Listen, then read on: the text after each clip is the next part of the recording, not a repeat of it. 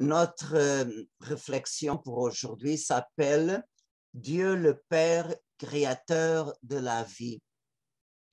Et je commence notre réflexion par le commencement de l'évangile de Saint Jean. Au commencement, il y avait déjà le Verbe, et le Verbe était avec Dieu, et le Verbe était Dieu. Le Verbe, était au commencement avec Dieu. Tout a commencé à exister par lui, et sans lui, rien n'a été créé. En lui était la vie, et la vie était la lumière des hommes. Ce début de l'évangile de Saint Jean exprime deux réalités.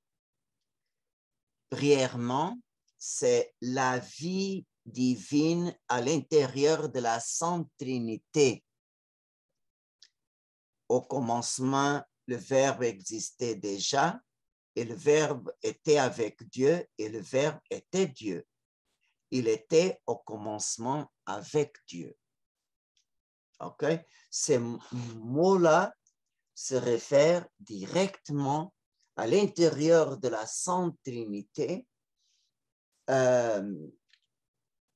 C'est ça. Qu'est-ce qu'il y avait avant de toute la création. Et cette vie de Dieu est infinie qu'on ne peut pas imaginer. Et elle était tellement immense que Dieu l'a transmise en créant toutes choses à partir de rien. Et tout a commencé à exister par lui, sans lui, rien a été créé. En lui était la vie, et la vie était la lumière des hommes. Cette vie intime au sein de la Sainte Trinité, les théologiciens l'appellent la gloire intrinsèque de Dieu unique et trinitaire. Et selon les docteurs de l'Église expliquent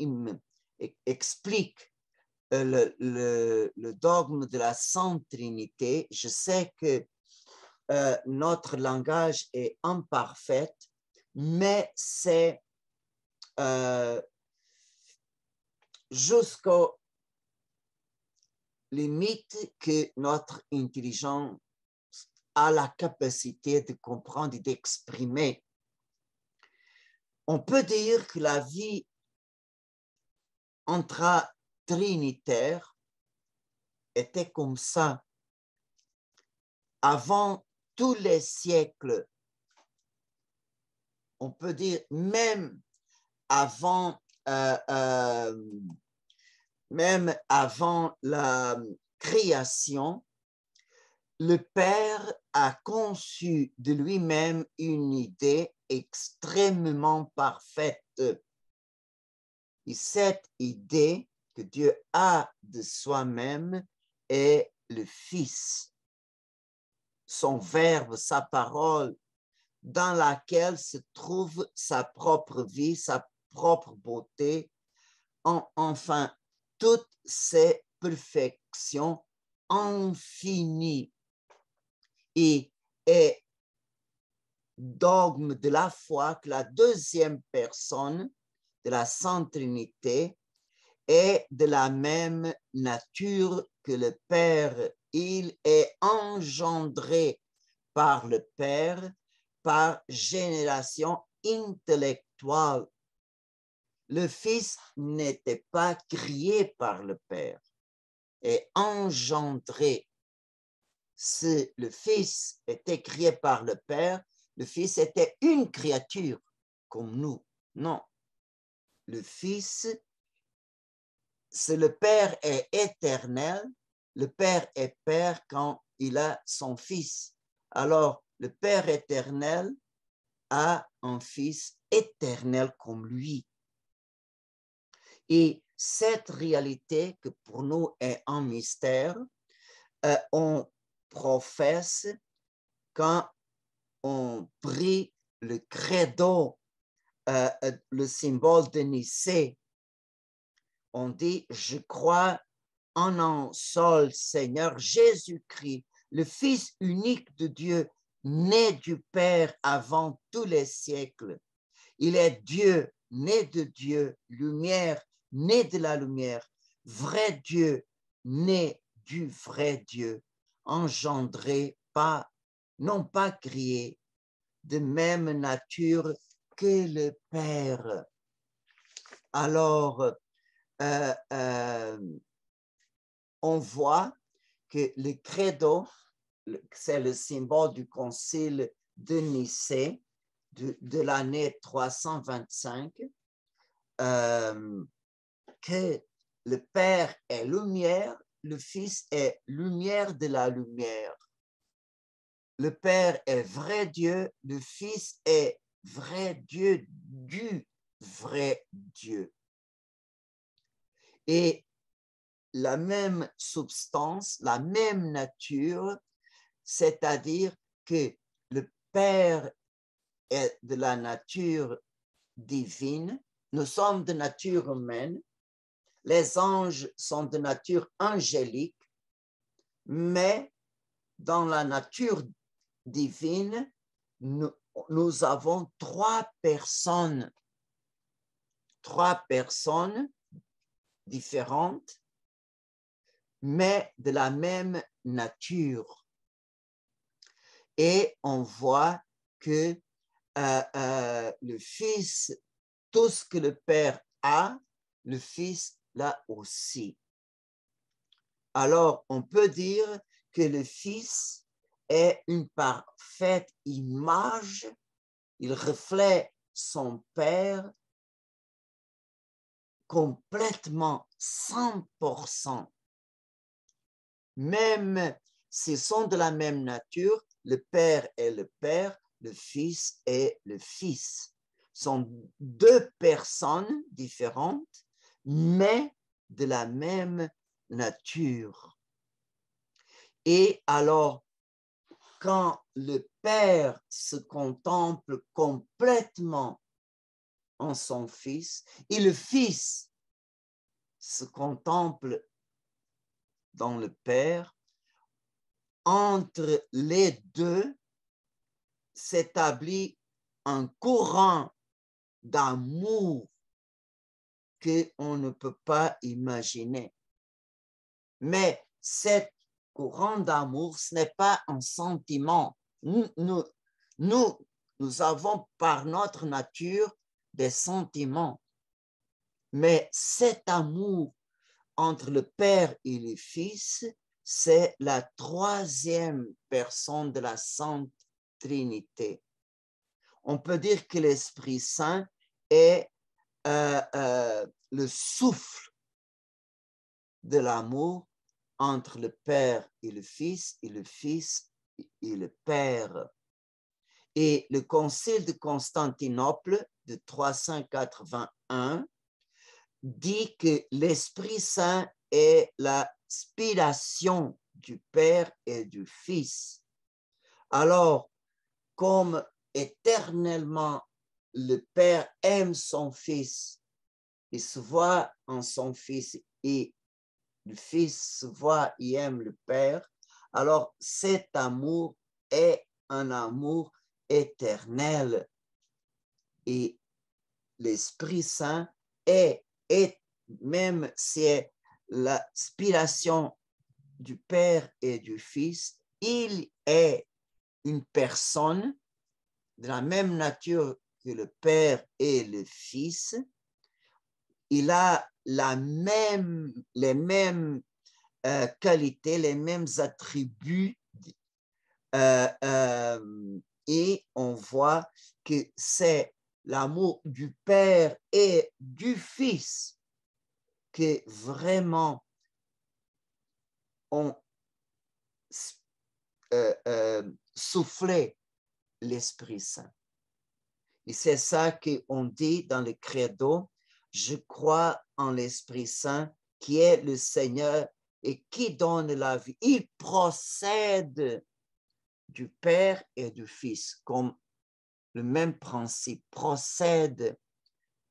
Alors l'Esprit Saint, c'est le roi, le souffle du Père, du Fils. Et alors, comme il procède du Père et du Fils, l'Esprit Saint, avec le Père et le Fils, il reçoit la même adoration et la même gloire.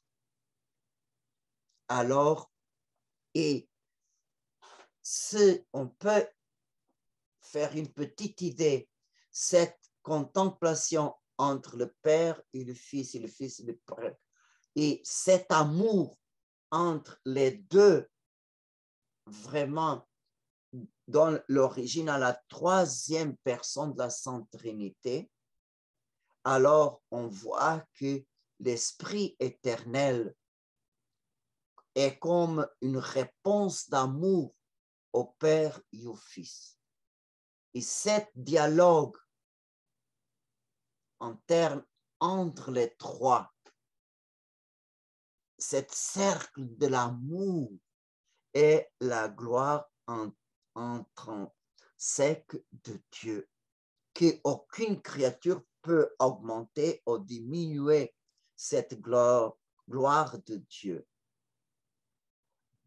Et bien sûr que nous ne sommes pas capables, avec notre petite tête, notre petite intelligence, ici dans ce monde, faire une petite idée. Parce que la contemplation de la vie, de la relation entre les trois personnes divines et que fait le ciel être le ciel. Cette contemplation directe de Dieu vraiment est la vision béatifique, provoque un bonheur tellement suprême dans les créatures que la créature n'était pas capable de se séparer de cet amour de Dieu. Et Saint Paul, quand il exprime la réalité du ciel, il dit dans la première carte aux Corinthiens que c'est ce que l'œil n'a pas vu, ce que l'oreille n'a pas entendu et ce qui n'est pas monté au cœur de l'homme, voilà ce que Dieu a préparé pour ceux qui l'aiment. Vraiment, le ciel devra être quelque chose que on ne peut pas imaginer. Et seulement, des fois, je pense que c'est pour ouvrir la porte du ciel, le Seigneur a souffert toute sa passion. Seulement pour ouvrir la porte au ciel, c'est la clé et la passion du Christ qui nous surpasse complètement. Imaginez quelle est la réalité que le Seigneur a été avant nous. À la maison de mon Père, il y a beaucoup de demeures. Et je vais devant vous préparer votre place.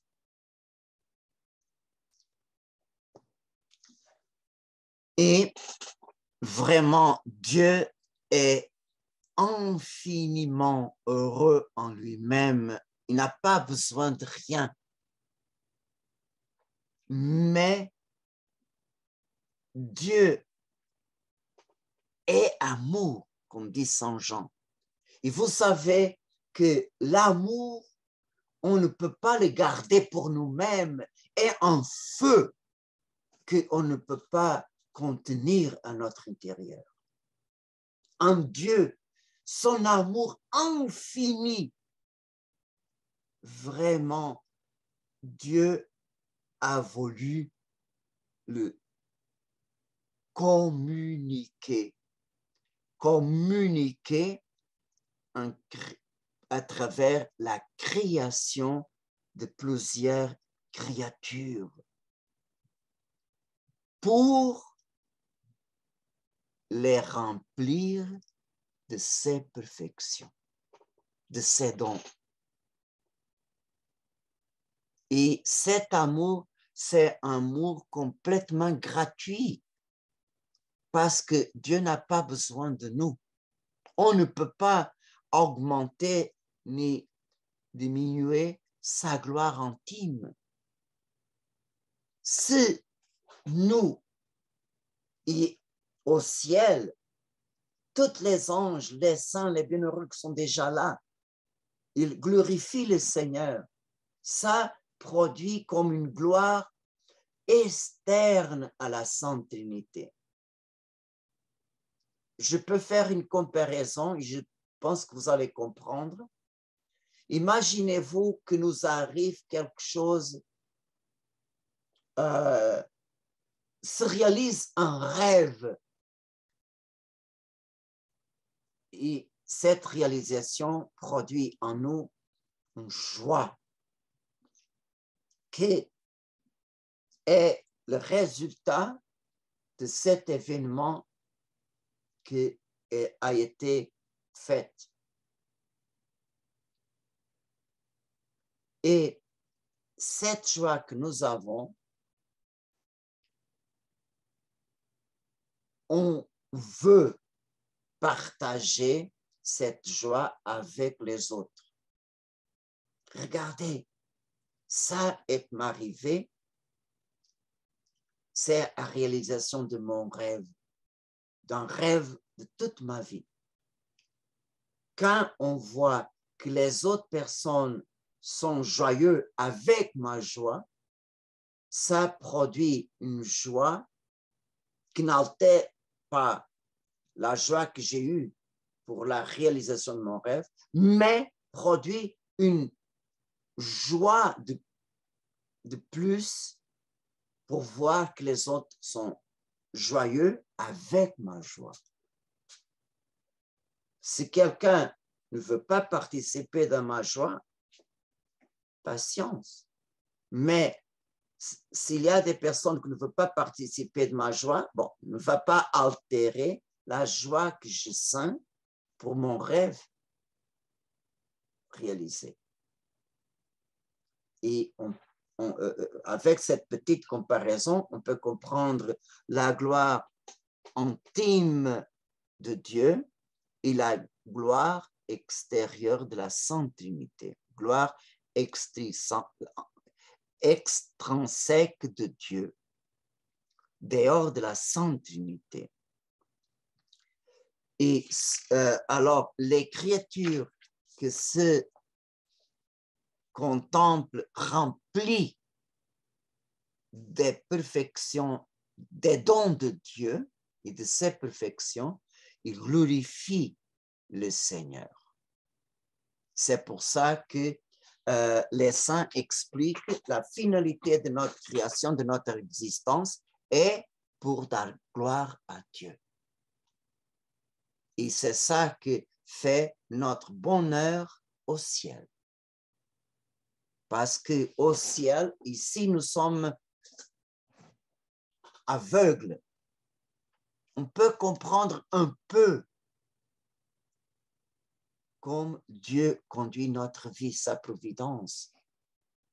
Mais au ciel, on va avoir pleine conscience et pleine connaissance de toutes les grâces que nous avons reçues, de toutes les manifestations de Dieu dans notre vie, dans notre chemin, tout ce que le Seigneur a fait à travers de nous. Et quand on voit comme le Seigneur a travaillé dans notre vie, on va voir que le Seigneur, dans notre vie, il a écrit un roman d'amour, une histoire d'amour unique, parce qu'il n'y a pas personne égale à nous-mêmes. Nous sommes vraiment une histoire d'amour que Dieu a écrit au long de notre vie. Et quand on va avoir conscience de ça, vraiment, on peut dire seulement « Gloire à toi, Seigneur, béni sois-tu, Seigneur ». Et je pense qu'au ciel, notre louange sera sans fin. Et on peut dire que Dieu trinitaire a créé un trésor de créatures. Et c'est ça qu'on dit dans le credo. Je crois en seul Dieu, le Père Tout-Puissant, Créateur du ciel et de la terre, et de tout ce qui est visible et invisible.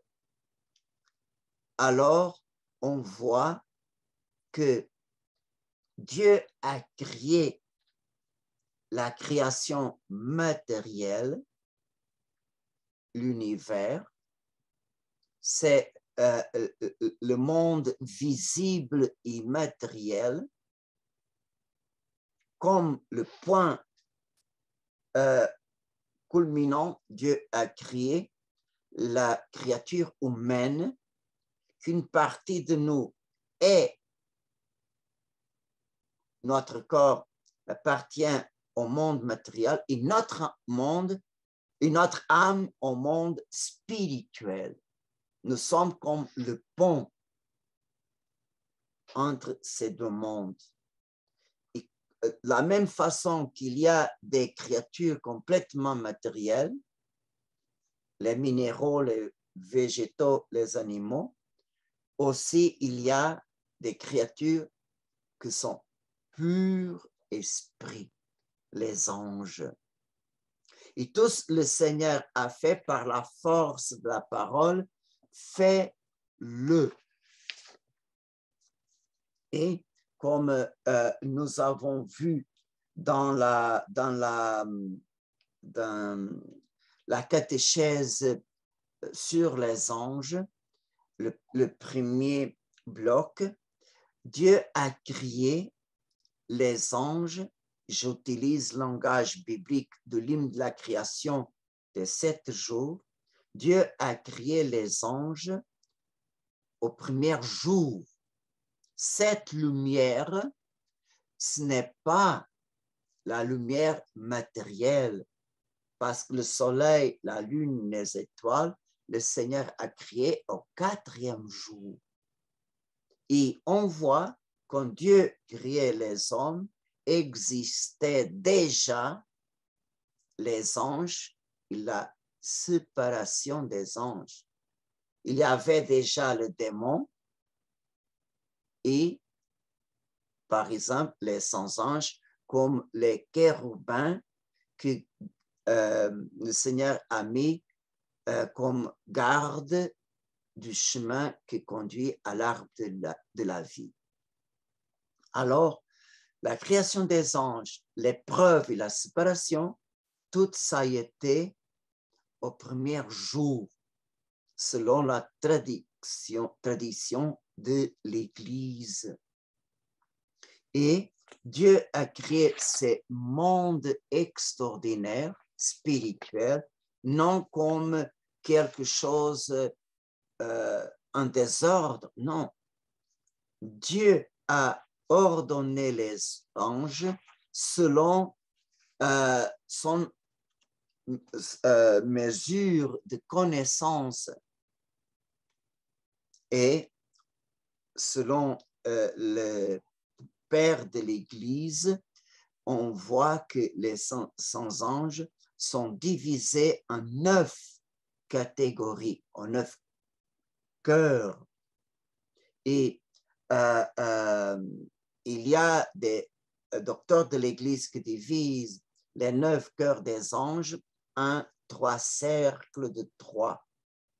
Les 3 premiers cœurs adorent Dieu. Les 2, 3 forment le deuxième cercle, sont eux qui prennent soin de la création et les 3 derniers, ils prennent soin de l'Église et de l'humanité. Il y a des autres pères de l'Église que s'inspirent au prophète Daniel, chapitre 7, verset 20, que dit que les 9 cœurs des anges se divisent en 2 selon les tâches. Les 6 premiers cœurs sont au service de Dieu et les 3 derniers au service des hommes. Et les anges, comme j'ai dit et je répète, vraiment sont créatures que Dieu a fait son nombre complet au premier jour de la création. Dieu ne continue pas à créer des anges, non. Le nombre des anges est complet. Et ils sont de nature spirituelle. Il n'y a pas aucun lien avec la matière. Et quand les anges, par exemple dans la Bible, ils se laissent voir pour les hommes, ça c'est une condescendance de Dieu et des anges qui s'adaptent à notre manière de connaître. Mais ça, ce n'est pas sa réalité devant Dieu. Ils sont purs esprits. Vraiment, Dieu a fait tous les anges. Ils sont sortis bons de la main de Dieu. Dieu a soumis les anges à une épreuve.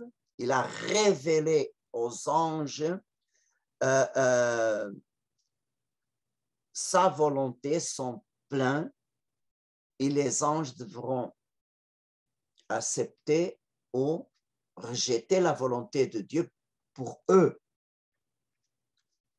En que consistait l'épreuve des anges, je peux seulement résumer en 3 points. Le premier point, Dieu a révélé aux anges que son Fils, la deuxième personne, va habiter au milieu de la création. Mais pas comme un ange, comme un homme, qui était la dernière créature à exister. Alors, Dieu va habiter au milieu de la création, au milieu des hommes, comme un homme, dans une nature très inférieure des anges. Deuxièmement, quand l'homme sera soumis à l'épreuve, s'il se sépare de Dieu par le péché, le Fils, fait homme, incarné, va donner aux hommes par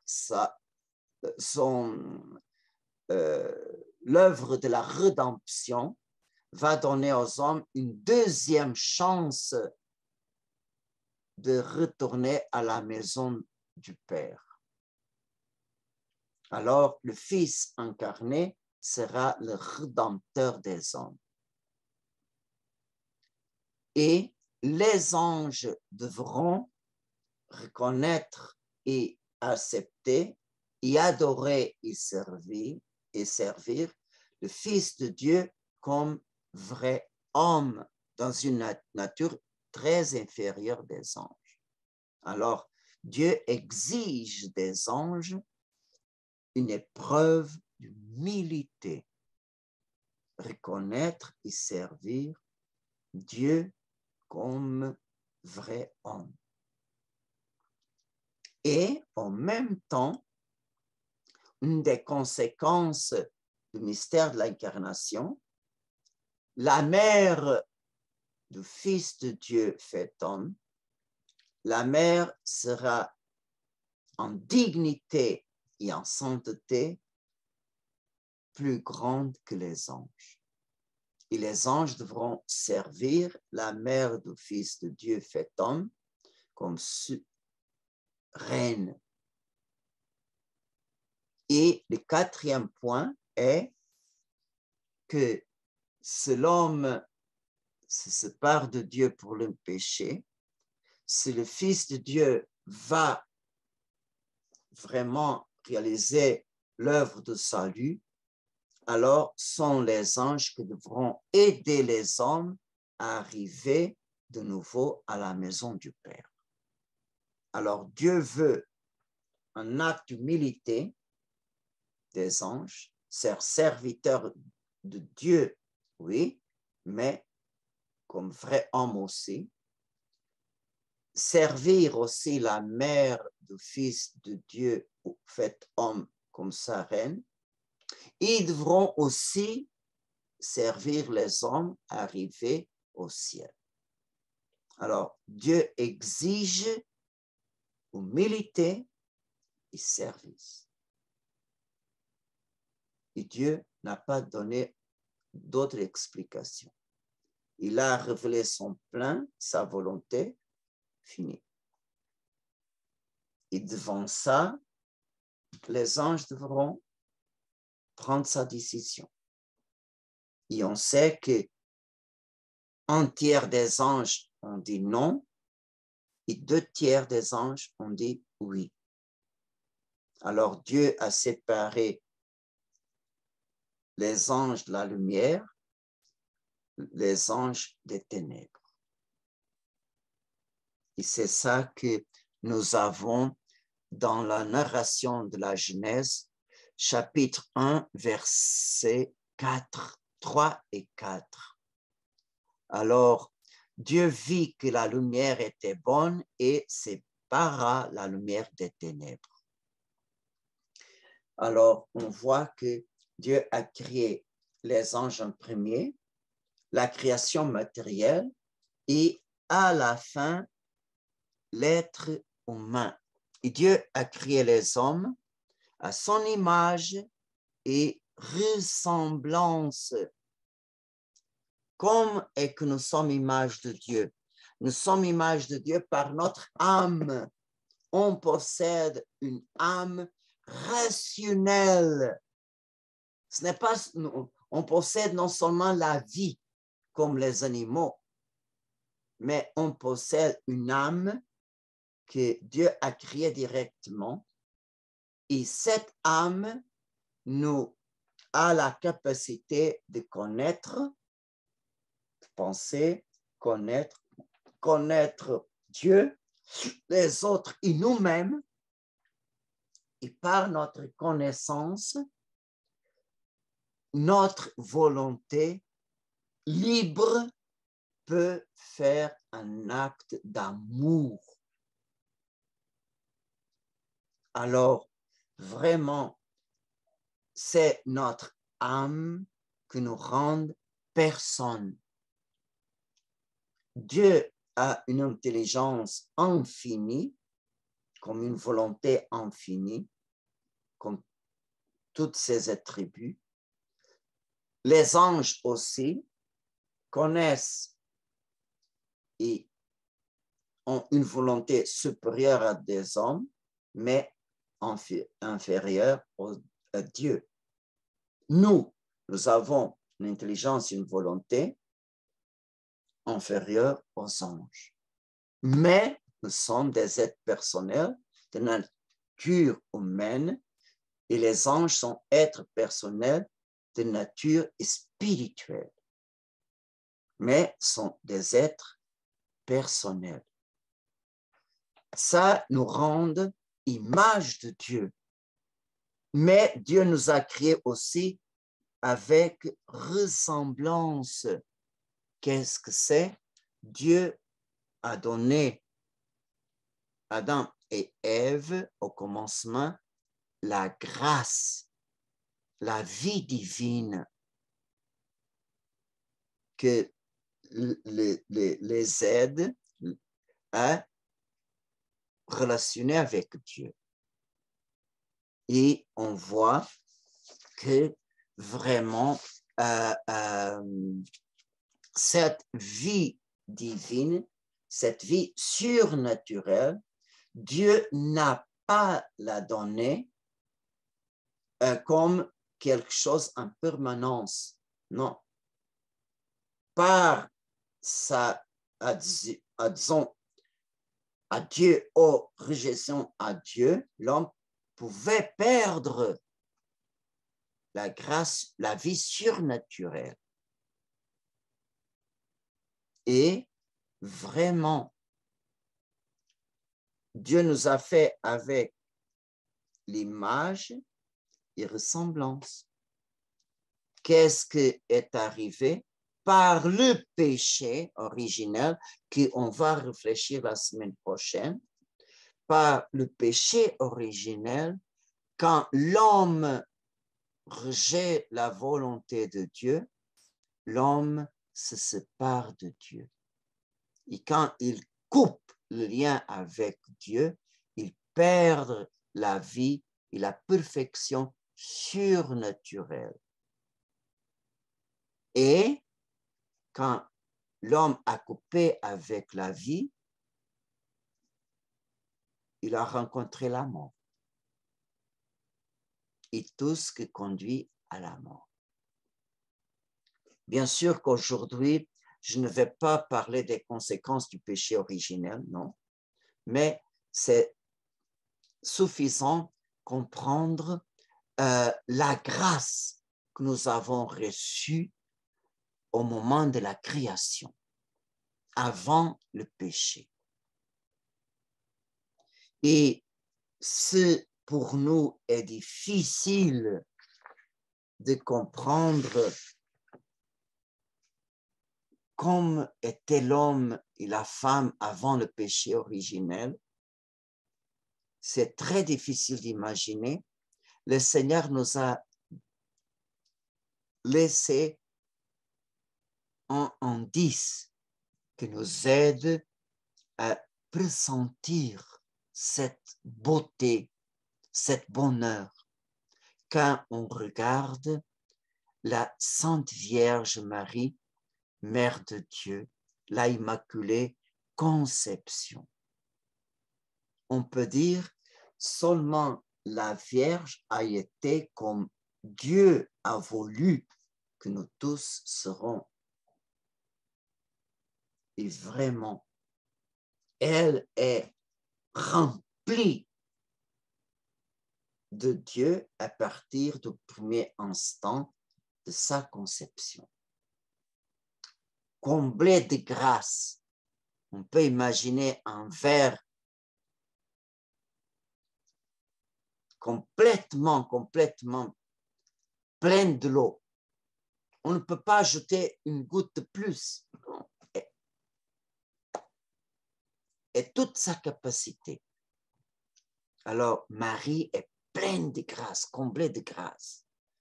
Il n'y a en elle, il n'y a pas d'espace pour l'autre chose qui ne soit pas Dieu. Et cet privilège, la Immaculée Conception, qu'on va réfléchir à la 4e catéchèse, on va voir que Notre-Dame, le privilège de grâce qu'elle a reçu au moment de sa conception, elle a conservé tout au long de sa vie sans donner le minimum consentiment aux démons et au péché.